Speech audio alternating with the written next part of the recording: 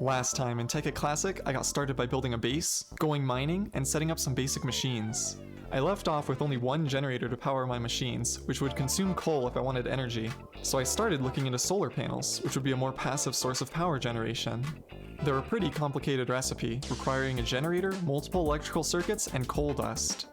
After putting them on the roof and hooking them up, I realized they really didn't give that much energy, and I didn't have much saved up in the bat box, so I just put the generator back for now.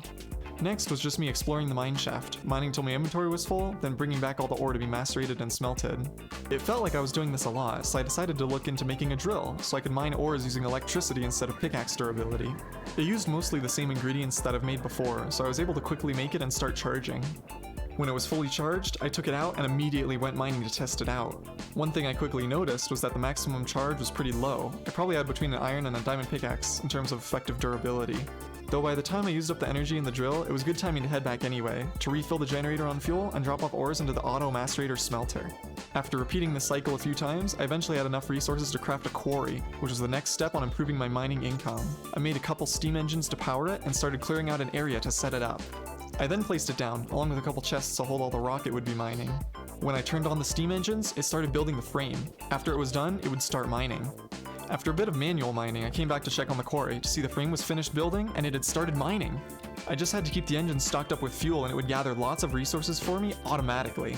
The next step in my continuing industrialization was starting to generate bluetricity. Most resources used to craft blue electric machines are made in an alloy furnace, so I made one, placed it down, and smelted some sand and coal together to make some silicon boules. I then used a diamond handsaw to convert these into silicon wafers.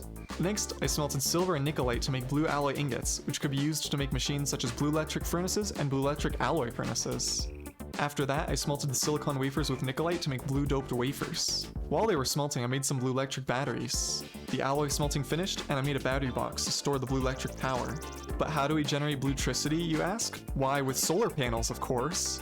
After setting up the solar panels on the roof, I figured out that I had the wrong kind of cables, so I crafted the correct ones and started laying them out. I then placed the battery box on the blue electric alloy furnace, and it started charging up. With bluetricity flowing, I tried to rearrange my machine setup so I could use blue electric furnaces instead of electric ones. After a bit of reorganization, I finally got the machine working, and the ores once again started flowing. With my machine upgrade complete, I next turned my attention to upgrading my tools so I could obtain more ores. First was adding a diamond tip to my drill. With this, I could mine obsidian to enter the nether and mine those juicy nether ores. I built the portal and entered the nether. After building a small safety platform around the portal, I started mining some nearby ore when... yeah, nether ores have a chance to explode when being mined. I would need glowstone if I wanted to craft the item that would let me mine them safely, but as I started exploring, I faced off with a ghast. And as I explored farther, another ghast came for me. I tried fighting back, but it kept using the wall as cover so I couldn't hit it. When I thought it was gone, I tried exploring again, when another ghast showed up. It was then that I decided it would be a good time to pack up and head back to the overworld. I had a plan for dealing with these jerks. I made a musket and some musket rounds, and headed back to the nether. As soon as I got there, two ghasts started shelling me, but this time, I have some firepower of my own. Now that I had some protection, I started bridging towards some glowstone in the distance. As soon as I heard a ghast, I headed back to safety though. I took aim and shot at the ghast, but I missed. The next shot didn't miss though, and the ghast went down. But as soon as it did, another ghast appeared. With a carefully aimed shot, the other ghast went down too. And after all the ghasts were dealt with, I continued bridging to the nearest glowstone.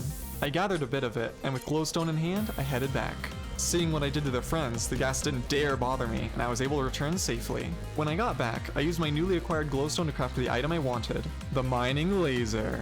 But when I tried putting it in the bat box to charge, it didn't work. I needed to craft a charging bench Mark II to actually charge it. But when I tried this, I quickly noticed an issue. The cables couldn't supply enough power to charge it at a reasonable rate. For that, I would need a better power setup. And for that, I would need to find a way to mine a whole lot more resources.